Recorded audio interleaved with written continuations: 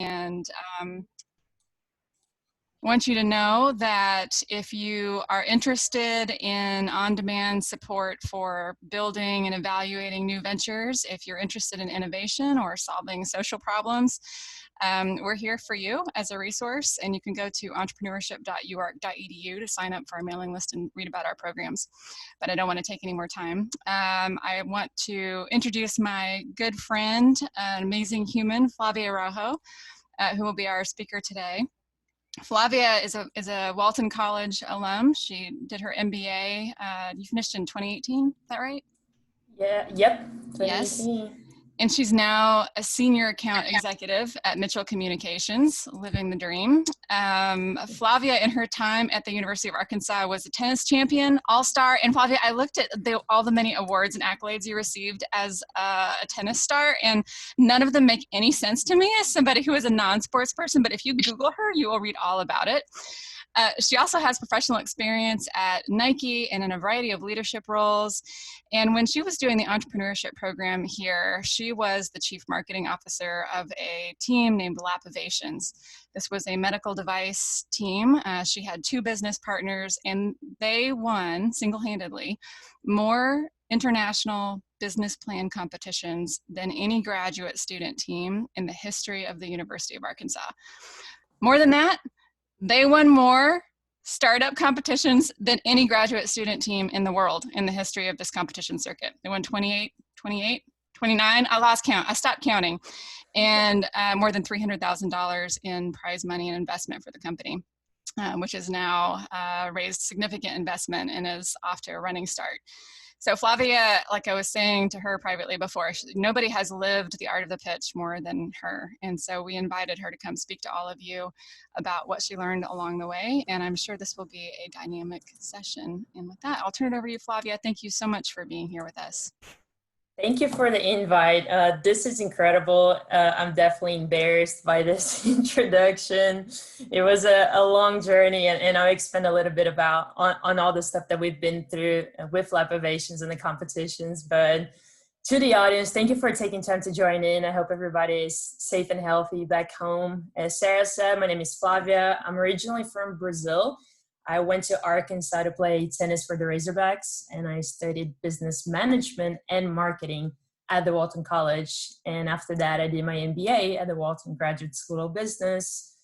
I graduated in 2018, and I was very, very lucky to be among this incredible group. And as I decided to pursue entrepreneurship and innovation as my focus area, not because I had an idea or because I had a business that I want to get started.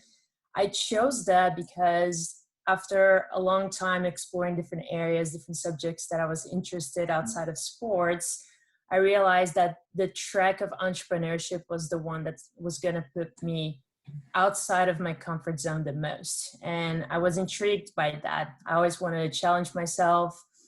The whole experience involved presenting all of the time in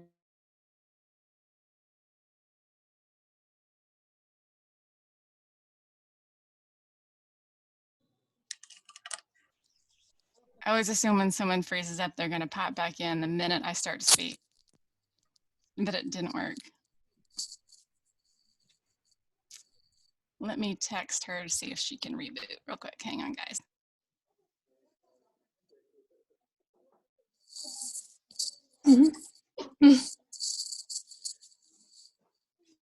How's it going?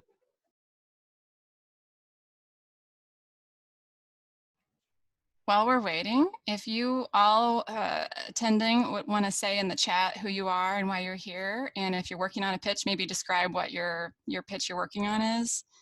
That'll be great context for her, but also interesting for you to see, I think.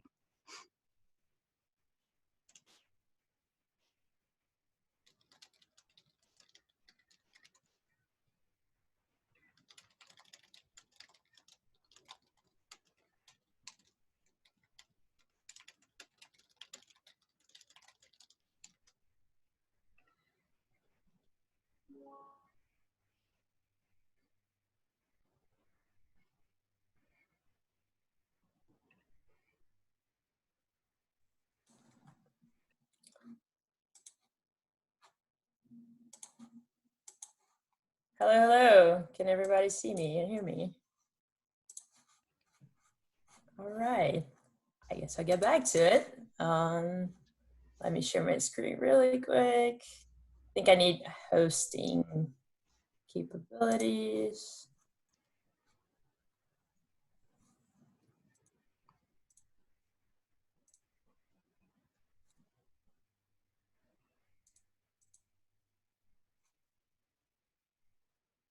All right.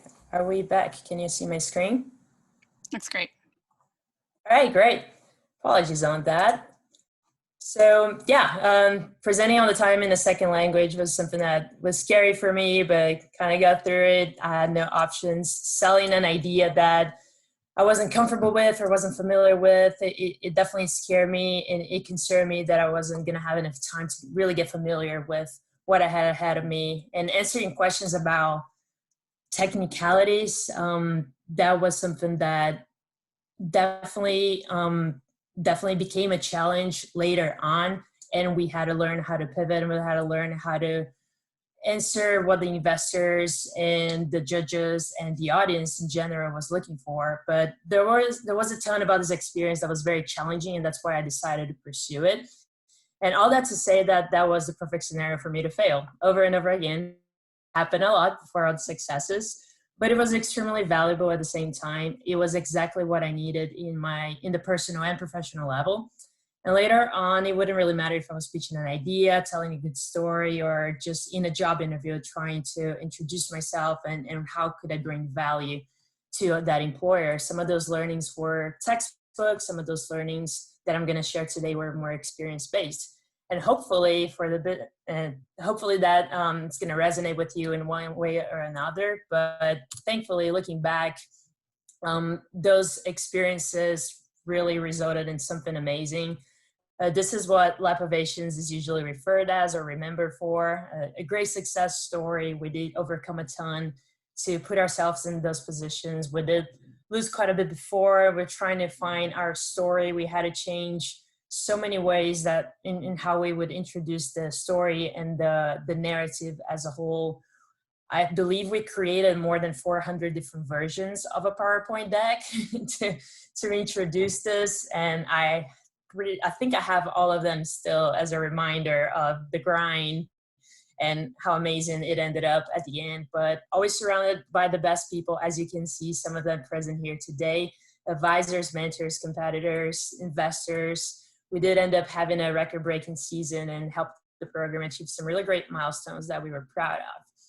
But what I do remember Lapovations for actually is the early mornings and the late nights. This photo on the left was after winning our first competition. We celebrated for a few minutes, had a few group hugs, and got back to the hotel, opened the computer, took notes. The next morning, it didn't matter how good we did, we knew we could do better. So we were right at it again at 4 a.m.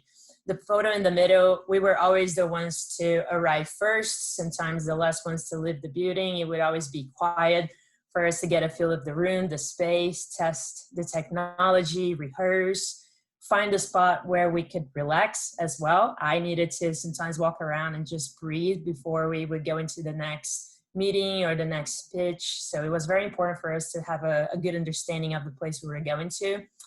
I remember Lapovations as the many, many days, weekends, holidays where we got together to practice. Sometimes we practice against people who would be really, really harsh on us. Sometimes we practice against our own competitors because we knew that our competitors and our friends would make us better, and they were going to help us improve and address the toughest outcomes. And meeting dozens of very smart people, as you can see in the bottom, we saw so many investors, build great relationships, continued conversations with many of them. But what I do remember is looking at them and thinking, wow, if they only knew that a few months ago I couldn't spell laparoscopy, I can't even believe how they're investing their money on us right now. So those are some of my personal memories of the hard work that really was essential in order to get to that success. But what I wanted to share a little bit today is how did we really get there from the beginning to where we landed, and some of the steps that we took on this journey. When we first started, it was hard not to think of all the reasons why this would be difficult. I saw challenges coming my way. I decided to approach it like, it's another sport event. It's a tennis match for me. It's something that I can take, something that I'm very familiar with in terms of competition and handling nerves and all that, and transform that into something really positive and making the opportunities really shine behind the barriers. So I knew that. I knew that I needed to understand myself and expose my fears in order to improve it. So I did, and I was honest, and I surrounded myself with people who could help me transform that challenge into a mindset. So a few examples. I was always very nervous for the presentations, but I have a big personality, a lot of charisma, so I would canalize that energy and really bring it to the stage and have that presence and smile and interact and move around and really not show the nerves that all of the time during the 30 minutes, an hour I was feeling. Tough to accept failure. For me as an athlete, it was always difficult to just accept the way it was. If I had something that I could do better, I would always be thinking about that. But at some point, we put so much work that it was a matter of thinking about accepting the best that you could do. If we put everything that we had in there, we brought our best to the table, we would just take the learnings and move forward. I was worried about language. I was worried about maybe not understanding the way that a question was framed, or how could I tell them and communicate in the best way what I was thinking. But I decided to use that to my strength. It was, again, my personality. I wouldn't hide the fact that English wasn't my first language, and they would buy into that. They would find a connection. They would see something in there that they were intrigued by as well. I wasn't familiar at times with some of the topics of discussion, some of the things that were very into the technical terms, into the medical field. But what would I do? I would consult with people who did understand those very well, even if it's in marketing or in finance, and find the right analogies, find the language that I could take that same example and transform that into something that I am actually familiar with. And that way I could absorb so much more and be that sponge through the process. Also, team challenges. Everybody's different. We would come together to go through the pitching process and to understand how we could leverage each other. And it wasn't easy. There were some stressful days, and we went through all the ups and downs together, but we decided to focus on our strengths. What did we do best as individuals and as a team, and really capitalize on that? And of course, as you just noticed a few minutes ago, unpredictable stuff happens. And what are you going to do about it? So you just got to keep going. You have to have answers and options and scenario planning ahead of time, and just keep going. Pivoting is going to be the word in life of someone who's going to go through pitching. And then I'm going to go back to actually in terms of pivoting and keep going. If you think through the challenges and mindset, I want y'all to go to the chat right now and give an example of when it comes to pitching or selling an idea or whatever it is that you're trying to put forward to a different audience. What is your one biggest fear, and what is the mindset that you would put to address that? Just like I gave a few examples, it's your turn now. I want to see some of the things that you have to share.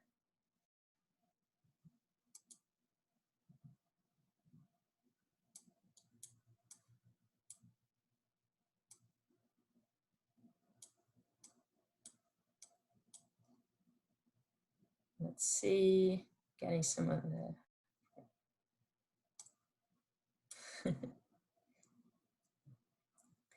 tumbling over my words. I do that all the time. Matter of fact, I've done that a few times already since we started. Yep, not knowing what to say.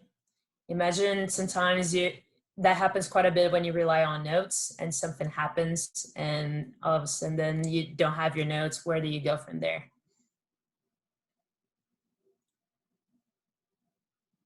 Not agreeing with what you have to say, very common.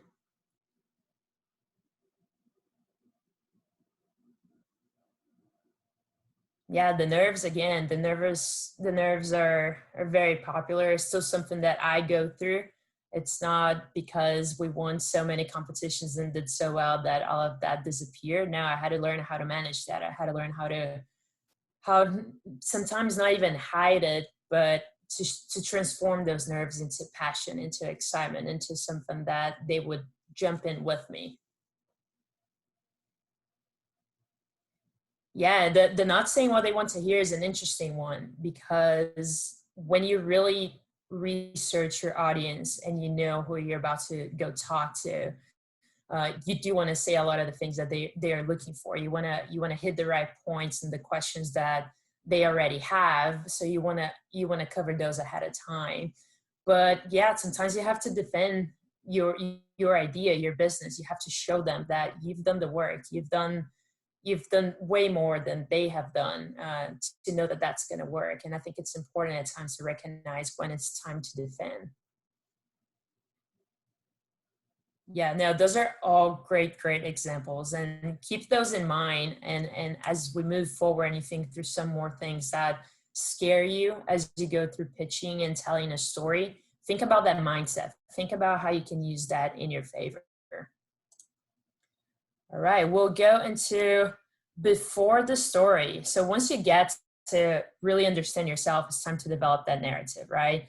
So you need to understand what you want your audience to know or do.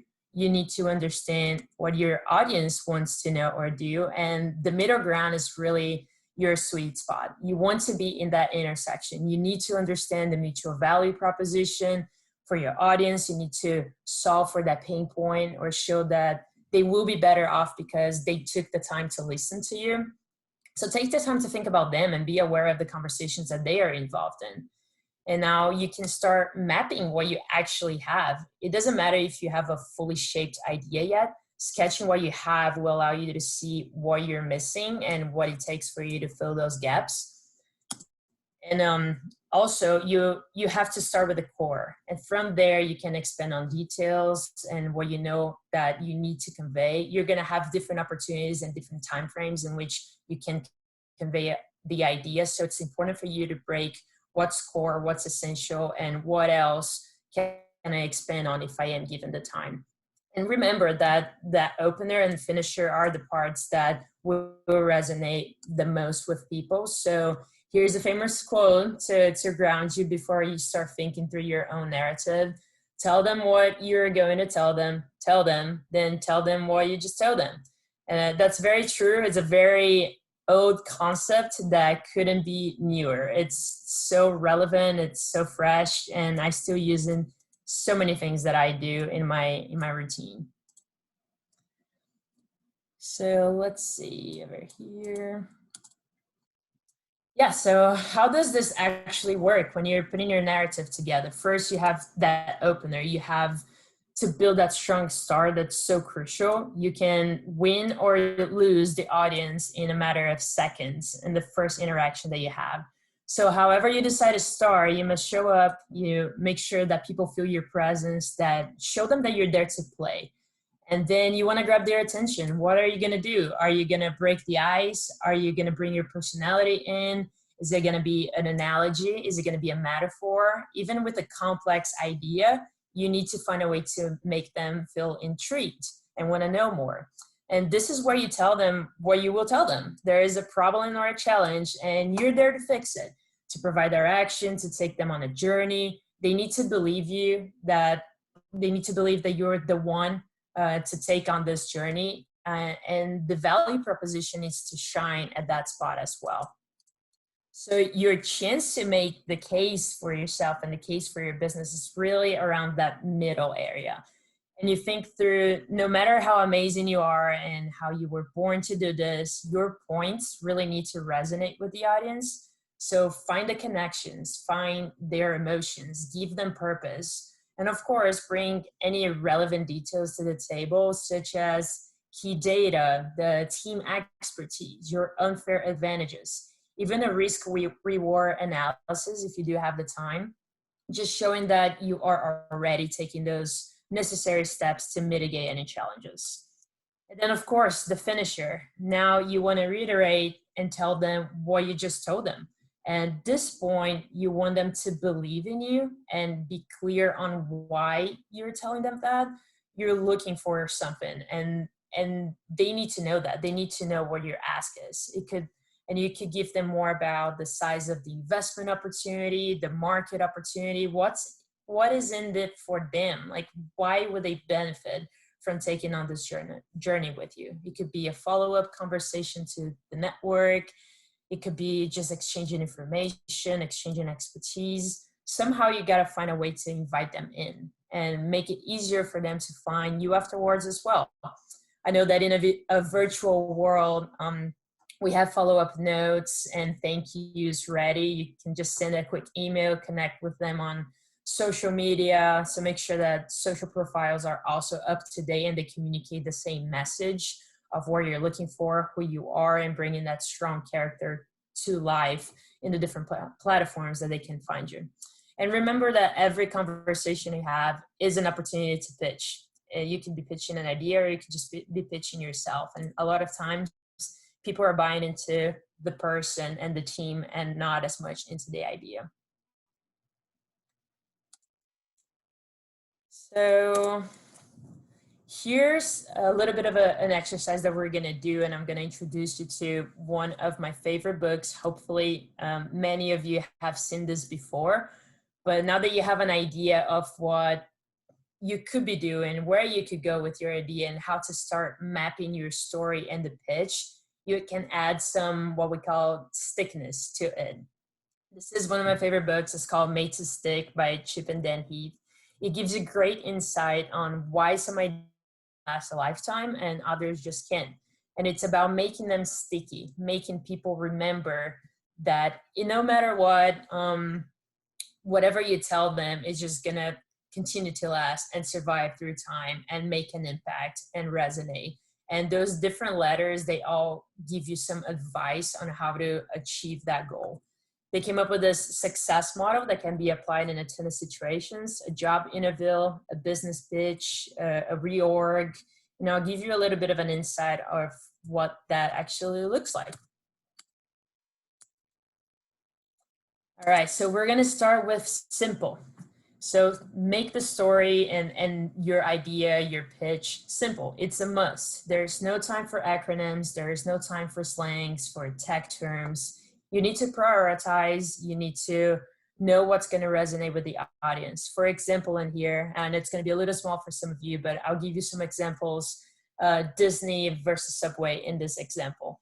In here, at Disneyland, the employees are called cast members, and this gives them the kind of energy they need to know how they are a part of the bigger idea. They know how to act and to play their part. And at Subway, they call it in here that they are called the sandwich artists when they are asked to do exactly the same thing over and over again, and they have not a lot of room to be creative. So that's a way that you can make it simple, useful analogies. Now, unexpected. Get their attention. You got to be provocative. You need to make them curious. You need to make them want to know more. For example, this unexpected in here with the bananas. The power of a nuclear bomb can be measured in bananas. So find that kind of language that's going to make you intrigued, and they're just going to want to know more with something that's completely out of the box that they did not expect to hear from you, but now you got them hooked. They're going to be paying attention to you. Make it concrete. Painting a mental picture makes it easier for them to visualize your idea and for them to see what you're trying to make them see. For example, with popcorn. A lot of people won't really pay attention when you say, yeah, popcorn has like 20 grams of fat. Yeah, like whatever, I think it's a lot. But if you really find a way to paint that picture, and now you know that with eggs dinner, Big Mac, fries, steak dinner, all of that, you're gonna get the same amount of fat. And now you're hit and you're worried and you're trying to provoke the audience with those kind of feelings. Credible. That can come from an outside thought leader or from within through some vivid details or statistics. You're just there to show that your idea already works. And in here, we have a little example of a testable credibility that, oh, you're going to tell me that burger is bigger than your head? Yeah, I'm more than telling you, I'm going to show it to you. And making it credible for us was bringing the prototype to the table. And we used it and we showed the investors and the judges that it actually worked. It wasn't just an idea. We showed them that what we already had in place was working and we were going to move forward with it. Making it emotional. Speak to the audience. You need to find what will create a strong connection with your audience, something that will hit their hearts. For example, in here, you could tell them that, like, yeah, overfishing could be really bad.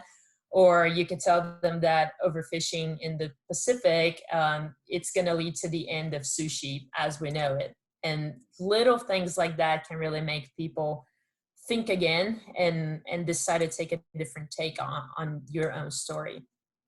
Finally, stories, the narrative, the beginning, the middle, the end. You want a memorable storyline that will let people experience that with you. And it's not just going to be like, okay, let me put this little pieces together and I'll get to the end and hopefully that works for them. No, you got to tell that story over and over again with different audiences, see what works, what didn't, make small changes, really find what connects with them. These are some of the examples that I wanted to show to you all today. And now I think it would be a fun exercise for you to think through some of those examples under these categories. Think about your own idea, an idea that you have right now, a business that you own. Think about yourself as a candidate to your dream company, or think about your unfair advantage. What makes you you? What makes you the one meant to do something? And honestly, the more letters that you use, the better your chances to be remembered and to be that person that's really going to be sticky to the audience. But for today's purpose, we're just going to focus on one letter. So I'll give you some minutes just to think through your business, your idea, yourself. What can you do about that information to make it sticky? Think through these examples. Use the pictures as references. Tell me a story. You're trying to catch my attention right now. If you would like to do a follow-up with me and you want to know more, and I'm reading throughout these different examples in the chat, there are some specific things in here that I'm really, really going to remember if you use this technique right. So take a chance on that now. I'll give you a few minutes. I want to see some interesting out-of-the-box ways to convey an idea, your business, or even yourself as a person, as a professional. All right, play.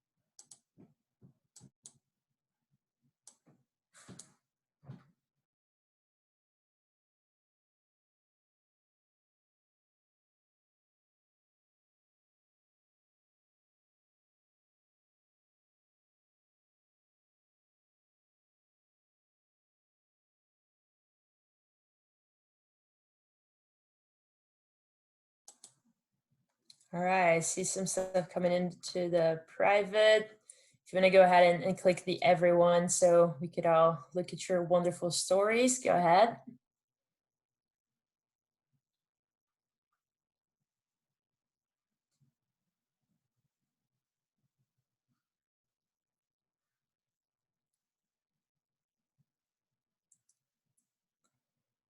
Sarah, I'm going to ask you to read that one.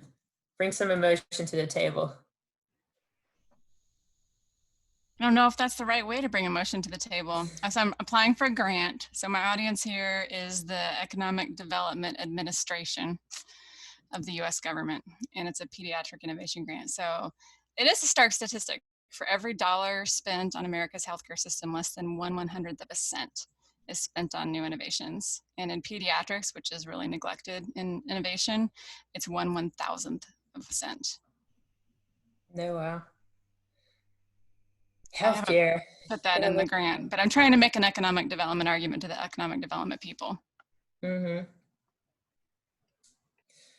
Let's see, I'll give you an example of my career as well. When I was in college, I applied for a Nike internship, which I ended up getting it. But when I tell that story, what really makes it special for me is that there were 23,000 applicants and only under 200 of us got in. And if you put it that perspective, it's the one, just over the 1% in there that was accepted. And within those 200, we had to go through evaluation processes. We got feedback from our managers, our partners within Nike. And with that, we got ranked again in a way, and then you would be a part of the top 1% of your class, of the top 1%. And that reminds me of that. And when you say like, yeah, I did a great internship, but no, actually you were in the top 1% of the top 1% of 23,000 people. That brings a whole other different scale to your worth and your work and what you accomplished in there. So those things like that, finding the right way to communicate a story is really, really important.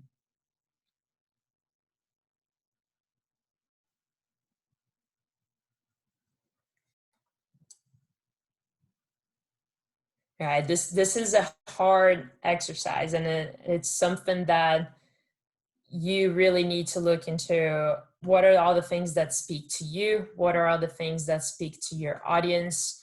What are the different topics that are really popular in a community, or what are the big social conversations that are happening?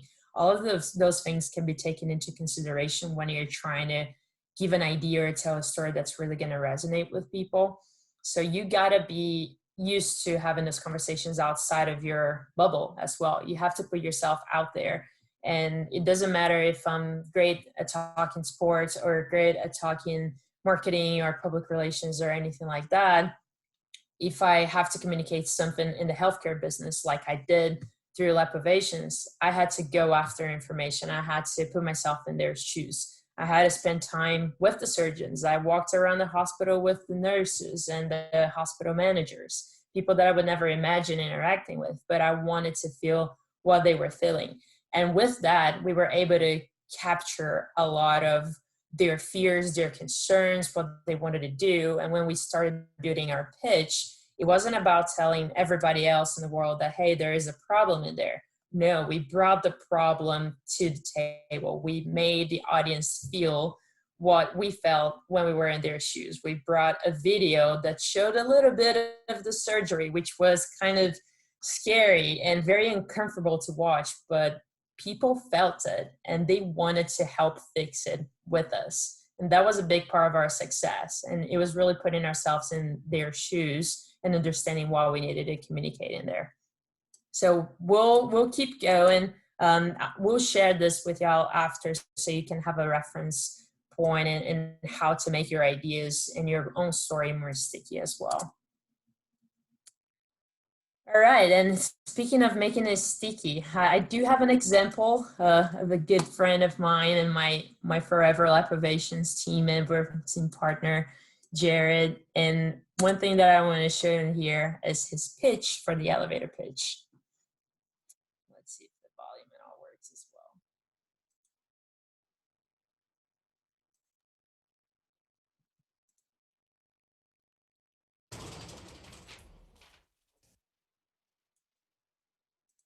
Lapovations is a medical device company focused on creating a platform of innovative products that improve minimally invasive surgery. Our first product, AbGrab, solves the worst part of the procedure. At the start of the surgery, the surgeon basically uses meat hooks to invasively lift the abdominal wall. There's no room in surgery for Halloween props, so Lapovations is going to change that. My name is Jared Greer. I'm an entrepreneur who's been in medical sales for 15 years. My co-founder is an experienced surgeon who's completed over 4,000 of these surgeries. AbGrab is a non-invasive alternative to the meat hooks. We can make it for $5 and sell it for 50, and the annual market is 750 million. Please join us as we drop the hook. Thank you. So yeah, this is one of my favorite elevator pitches ever. It was very well rehearsed, of course, and it did hit all of the different points that we wanted to convey to the investors and things that we knew that they were important to them. But we also wanted to bring a little bit of a stickiness to it. We wanted them to remember us.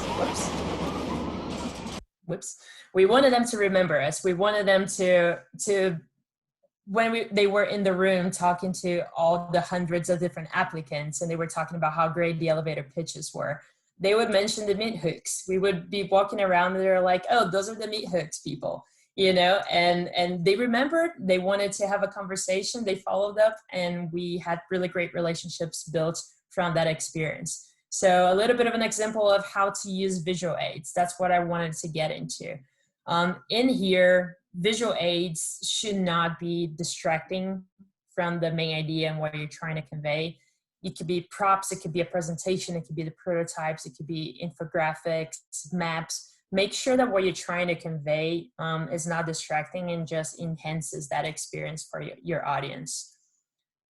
And every audience is different, by the way. For example, when you're using a PowerPoint, some may read the slides, some may listen to it, some are just looking at their phones and they are not really sure what's going on and they want the title of the presentation to remind them where they are. You have to understand and be mindful of that from the get-go. Make sure that your materials will connect with this diverse audience. You also need to bring the concepts to life. You need to illustrate videos, photos, anything that can help explain something very difficult and make people retain that information. That helps, just like we did with bringing the laparoscopic procedure video to the table when a lot of people didn't even know what laparoscopic procedures looked like. Then consistency, especially with decks, your color palette, the font sizes, the imagery, the page numbers. Details are very important to ensure that you have a good story flow with no hiccups. And also focus. Sometimes it helps to walk through every step with the audience. I had a ton of information to share in here, so I decided to do click by clicks. You know, I decided to take you with me through this storytelling. And now that the story and the narrative is set, you have to be able to develop a variety of those stories. We had pitches with 10 seconds, we had 30 seconds, we had a minute, 5 minutes, 10, 15, 30. We did all of them, and we needed to be ready to adapt to all the opportunities that were presented. So have that core idea down, go back to that mapping exercise and understand when it's time to bring more details forward. Next, we have practice. You have your narrative, you have your story, you have the visuals that are going to help you with that. Everything is ready to go. Your deck is a rock star deck. The design is amazing, but that doesn't really matter if you just don't show up when it's time to perform. So practice is different than actually just being up there performing. I can't emphasize how important practice is. It just needs to be about practice a ton. However you like to do it or feel comfortable with the material, do it. Everybody's different. Everybody has their own ways to do things. For me, I loved using my writing as a tool. I wrote my talking points. I read them out loud over and over again, probably hundreds and hundreds of times. In the shower, in the car, I would record myself and put it as like background noise as I did other stuff throughout the day. I made adjustments. I then started practicing without my notes. I adjusted my tone. I adjusted the way that I was speaking and making the words clear. There were a lot of words that were hard for me to say in a different language. So I just owned it, and I found the tricks that were helpful for me. And you can add a little bit of I want to say hints, you know, to the deck to give you the cues and what you can look for. For example, in the deck, I had words in specific places where I knew that that was my cue to say something else, or to convey an emotion, or to move from point A to point B, and to use my hands. All of that was in the deck. People didn't know it, but it was very clear for me.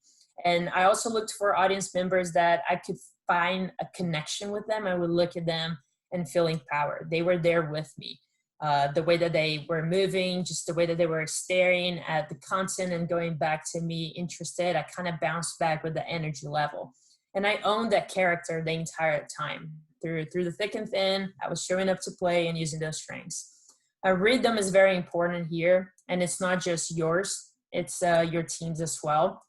Virtually or in person, you got to time yourselves. You got to pay attention. You got to kind of see how each other is doing in that particular day in terms of their energy. You have to pay attention to your position, your presence, your posture. You got to practice transitions. Are we going to be the team that says, thank you, X, here is why all of the time? Or are we going to find that smooth transition that it just looks like, it doesn't matter who's presenting, you know what's going on, and you can clearly see that they trust each other. And also, you got to do a lot of rehearsals with real judges as well, and mentors, people who can make you feel uncomfortable, people who you see as, you know, they're so smart, and it makes me nervous to be in front of them. You got to practice against and with your competition. They're going to make you better, and the goal is to really make everybody better. What I really love about the entrepreneurship community, especially in Northwest Arkansas, is that everybody is there to help you. I was never scared of sharing an idea. I was never scared of sharing an experience and something that, you know, could be stolen and could make them do better than us. But that wasn't the point. The point is that we helped each other so much that we all ended up succeeding really great at the end. And now we go into the preparation. Now you know exactly what you're doing, but hey, there's that crucial step of thinking through all the different scenarios that it would take for you to improvise, to have backup plans. Make sure all the equipment is good to go. Your laptop is updated. You have all the cables, the potential adapters, the HDMI cords. You're testing the links. As you can see, again, from today, you should never just trust completely on technology. Get to the location early. Go to, if it's a physical location, test the setup, get familiar with the room, the building, find your relaxation spot. When you need to find that clear space just to breathe a little bit, or tell your own pitch to yourself a few times before you walk into the stage. Everything like that can be managed if you are familiar with the place. And also have a routine. It's like a pre-match, a pre-pitch routine, and stick to it. Create personal triggers that will make you feel confident. I remember having a routine before every single practice, every single performance as well. And I would even tell my pitch to some of my mentors and just repeat it until I felt like I was warmed up, like physically warmed up to go in there and perform. And then we have performance. Crucial moment, of course, you've done all of the work. Now just go get them, you know, trust the practice and the pre-work. Trust everything that you've done thus far. Be present and be ready to improvise as well, because stuff is going to continue to happen. No matter how much work and how much preparation goes into it, stuff out of your control is going to happen, and you have to figure out how to go with the flow and make the best of that opportunity.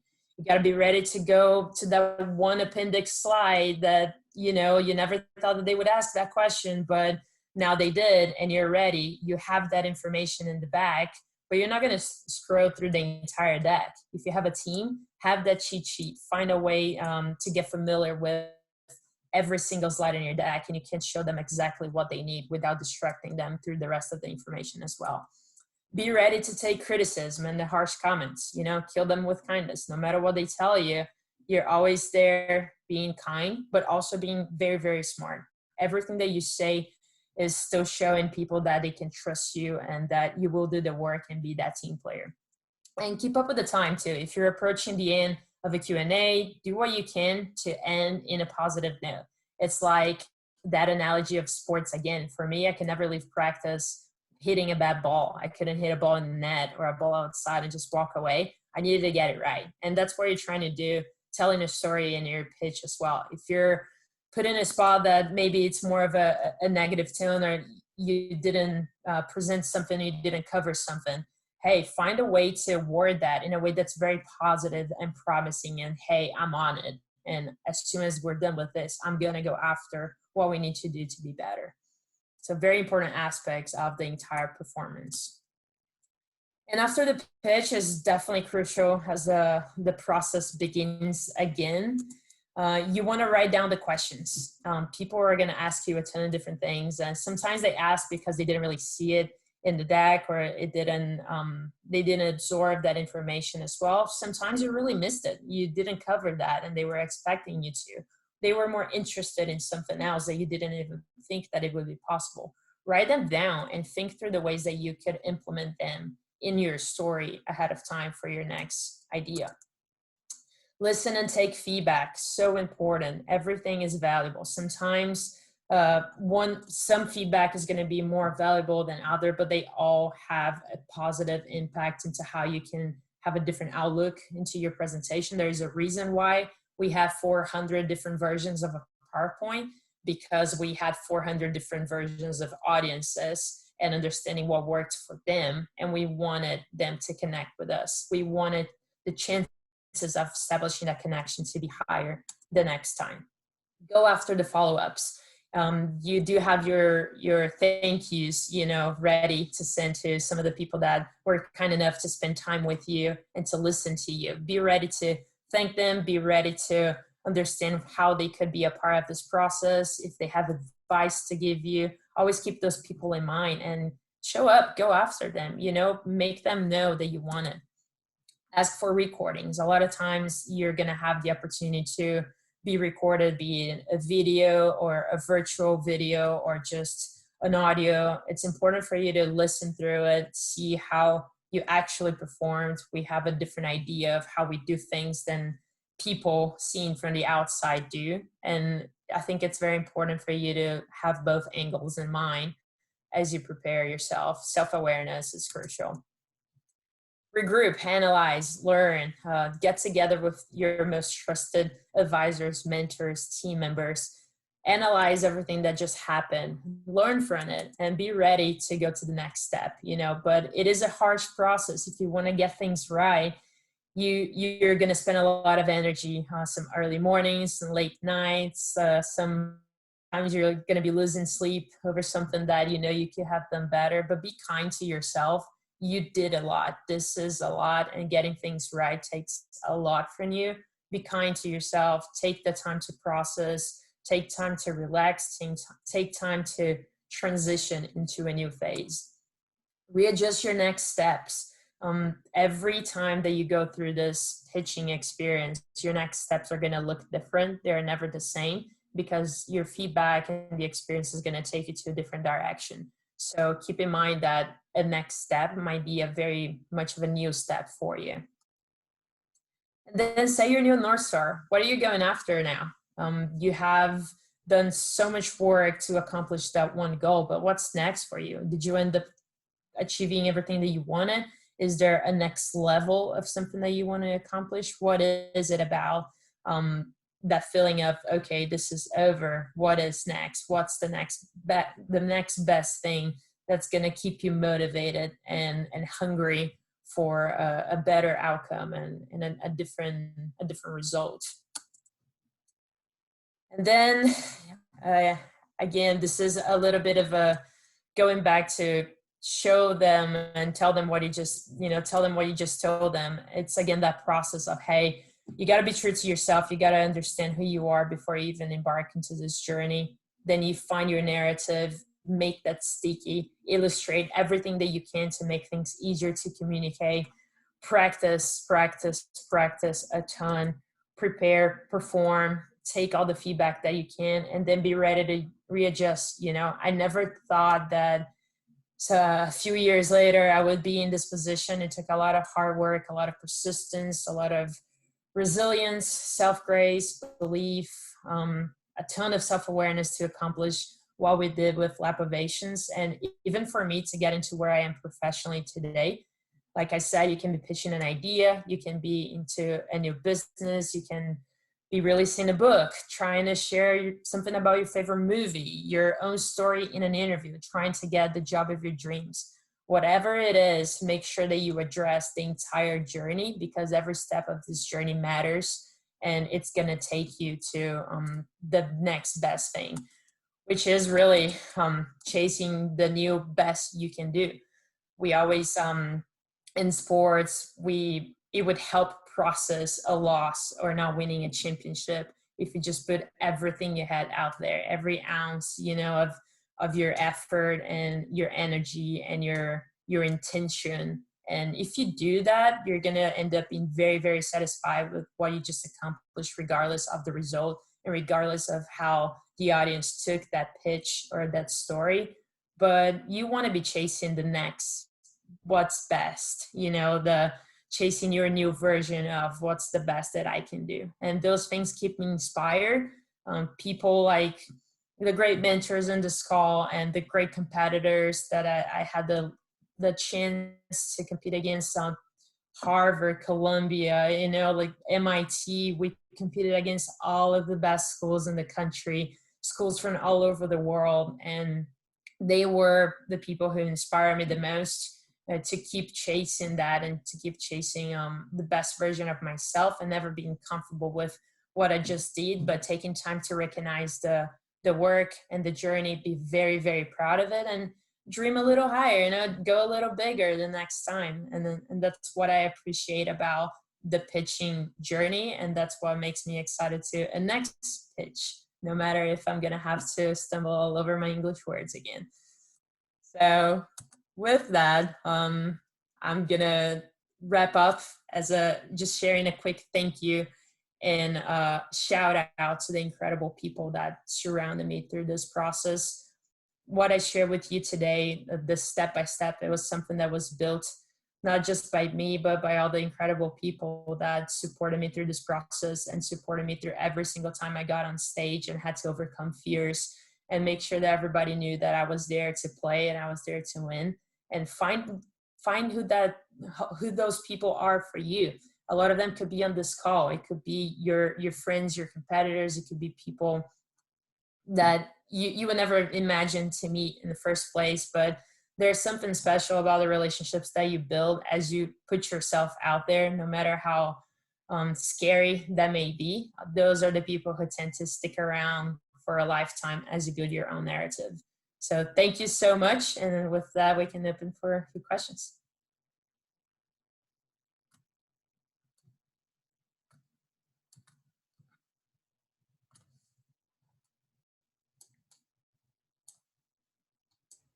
I know you guys have questions.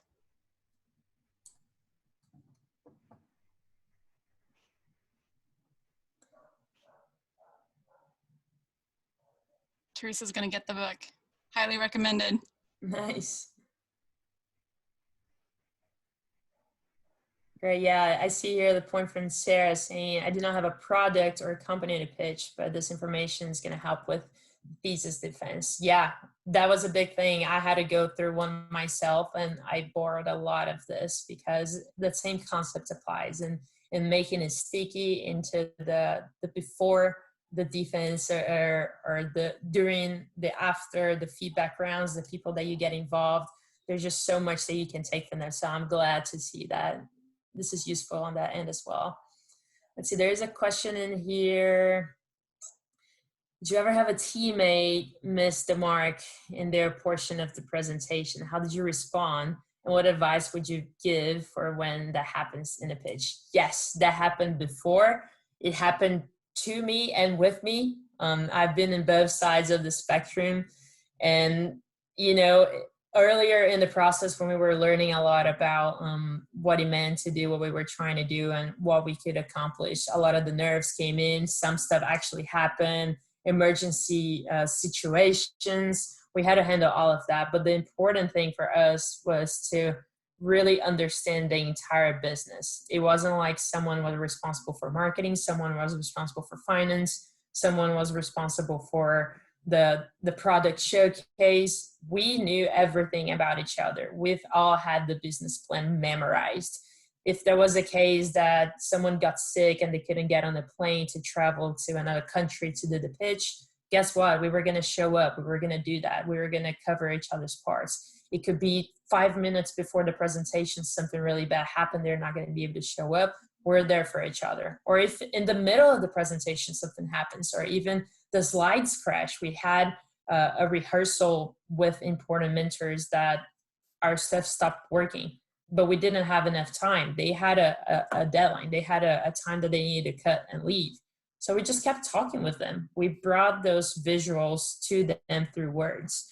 So as I said at the beginning, you just have to keep going. Whatever it is, get very familiar with the entire material. Use it as, you know, it's your everyday. It's part of who you are almost. And that way it's going to be much easier to convey those ideas if something like that happens. Let's see if we have any other questions. Sarah, Stacy, do you see anything? There's one more that just popped in. Do you see it from Sarah? Yes. Has there ever been a time when improving went wrong for you or a teammate? If yes, how did you all recover? Oh, improv, I think. Improv. Oh, there you go. Yes, it is a hard task. It's not like we were all geniuses of, you know, coming up with something so quickly that it's going to sound natural and people are going to be like, yeah, they know exactly what they're doing. Nothing wrong happened. That's just the way it's supposed to be. No, in fact, our first presentation, I remember we were in Canada and our slides just stopped working. And it was our first time presenting to investors. And obviously we were concerned the clicker was not clicking and we could go back to the computer. But because we went to the computer, we switched positions and then we kind of got lost in our marks to pass the clicker in transition. And we walked in front of the slide, a mess, you know, but thankfully the investors and the judges, they saw that as yeah, they had technical difficulties, but they could definitely see that it threw us off.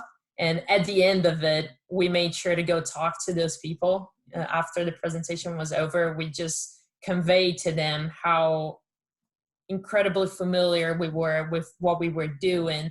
Unfortunately, we were not able to convey at that point, but we were able to set up a follow-up conversation to give a little bit more detail in the part that we got a little lost. And they ended up asking questions about that at the end, that even though we answered that, we couldn't go to the detail that we had planned at the presentation. So figuring out how to pivot really, and even when improvising doesn't really work, you gotta be honest about it, own it, and just be, again, kind to yourself and the best version of yourself and go to the best next thing. For us, it was talking directly to people and scheduling a follow-up so we can clarify all the things that they could have missed.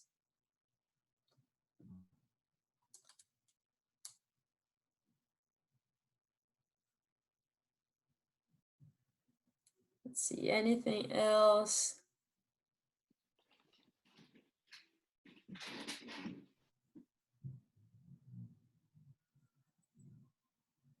I don't see any other questions in. Customer, let's see, working on a lot of customer discovery right now and talking to potential end users and decision makers to really understand their pain points. Great that this helps.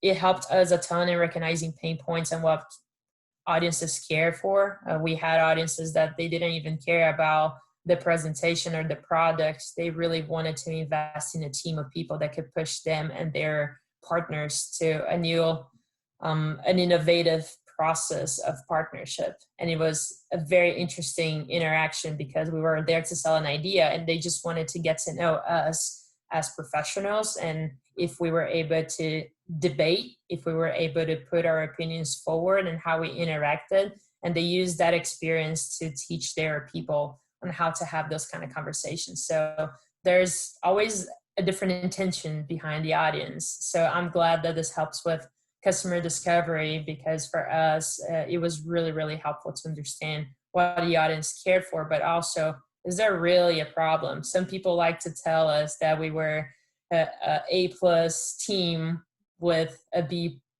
product.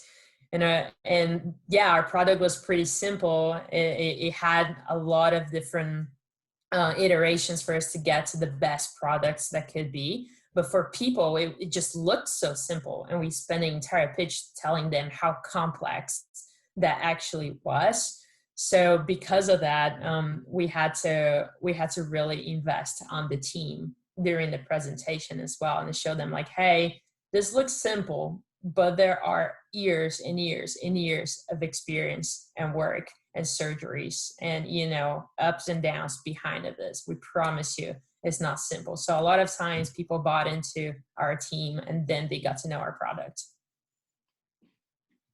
Thank you so much, Flavia. This is, to me, it was really inspiring. Just it makes me feel like I have a lot more purpose even when I give class presentation. So thank you so much. Of course. And everyone who's still on, I put a link for a survey about the workshop in the chat. If you all would just take a minute to fill that out, it is pretty quick. So we really appreciate your feedback. Thanks, Natalie. And thank you, Flavia. This was awesome. Yep. And thanks to everybody for being here. See you next time. Thank you so much. Appreciate it. Good seeing everyone.